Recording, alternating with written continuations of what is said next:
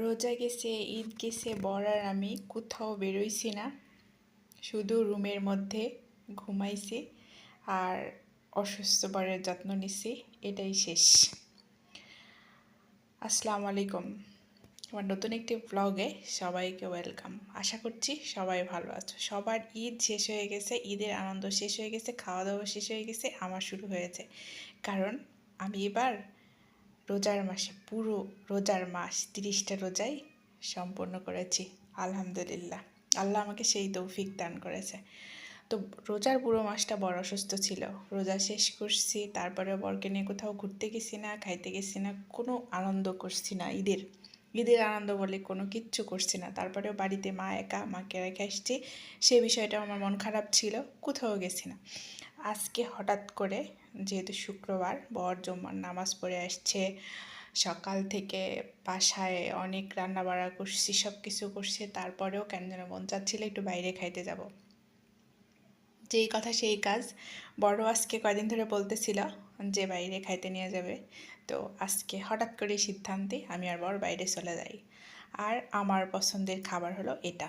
বাইরে গেলেই কোনো খাবার খেলে এটা খেতে হবে, নয়তোবা আমার পছন্দের তেহারি খাইতে হবে।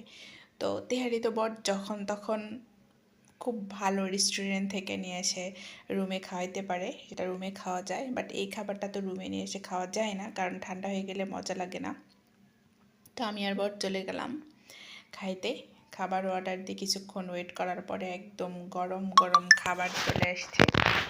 তো এইটা এত এনজয় করে আমি খাই, বিশ্বাস করো, যদি সামনে থেকে কেউ আমাকে দেখো এই খাবারটা খাইতে, তাহলে আমার যদি শত্রুও হও, তাহলে আমাকে আবার এই খাবারটা খাওয়ার জন্য অফার করবে যে চলো তোমাকে এটা খাওয়াই নিয়ে আসি। তো আমার বর, আমি খাবার, বাইরে যে কোনো খাবার খাওয়া মানে আমার বর জানে যে আমি এই খাবারটা খাবো। তো আমাকে এত বেশি আনন্দ সহকারে অফার করে যে চলো তোমাকে বাইরে নিয়ে যাই, খাবার খাইয়ে নিয়ে আসি। আর রেস্টুরেন্টের খাবার শেষে এই খাবারটা আরও বেশি দামি আমার কাছে, আরও বেশি মজা লাগে। আর এটা আমি এত এনজয় করে খাই, বিশ্বাস করবে, আমার বর তাকাই থেকে শুধু দেখে আমার দিকে যে আমি এই খাবারটা কতটা এনজয় করে খাই। যতক্ষণ না তৃপ্তি শেষে আমার এই খাবারটা খাওয়া, ততক্ষণ পর্যন্ত আমার বর অপেক্ষা করে, ততক্ষণ পর্যন্ত খাবারের বিল পর্যন্ত দিতে চায় না, আমার সামনে থেকে উঠে বলে যে তোমার খাওয়া শেষ হোক তারপরে যাব। আজকেও সে ম্যাগি কাজ করছে, যতক্ষণ পর্যন্ত আমার খাওয়া শেষ না হয়েছে ততক্ষণ পর্যন্ত খেয়েছে। খেয়ে দিয়ে রেস্টুরেন্ট থেকে বের হয়ে এসেছি।